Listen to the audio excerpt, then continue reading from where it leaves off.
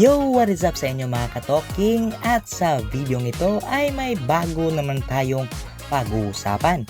Pero bago natin simulan ang ating video ay kung bago ka pa lang sa aking channel ay libre lang mag-subscribe. Click the bell button para lagi kang updated sa aking mga video. Next, Viva Max Queen former Kapuso actress Angel Castro Rebrands joins BMX. As for love scenes, Angel says, "To be honest, with the love scenes, hindi ako kinabahan at all. And also, I'm very comfortable with my body, so it was no big deal." Angel Castro na ang bagong screen name ni Claire Castro, ang dating contract star ng Sparkle GMA Artist Center at anak ng newscaster na si Diego Castro at ng dating aktres na si Raven Villanueva. Kasabay ng pagpapalit niya ng screen name ay ang pagsabak ni Angel sa pagpapaseksi sa pamamagitan ng BMX. Hindi na umano siya nag-renew ng kontrata sa talent management arm ng Kapuso Network.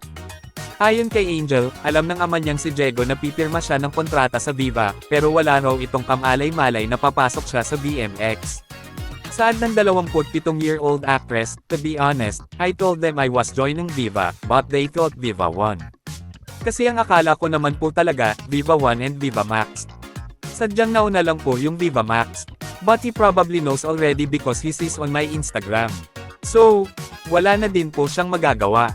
Sa muling pagbabalik niya sa showbiz bilang Angel Castro, naniniwala si Angel na handang-handa na siya at hindi na magpapaapekto sa mga intriga, lalo na sa online bashing na kanyang naranasan noong contract star pa siya ng Kapuso Network. Dagdag pa niya, "To be honest, with the love scenes, hindi ako kinabahan at all. Parang wala lang kasi wala naman tao sa room. Just the cameraman, the assistant director. So, I wasn't really scared to do the love scene. And also, I'm very comfortable with my body, so it was no big deal."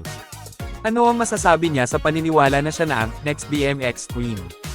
Wow! Gusto ko yun. Sambit niya, "It's a big praise na people are saying that kahit papaano, and I am very, very excited for my future."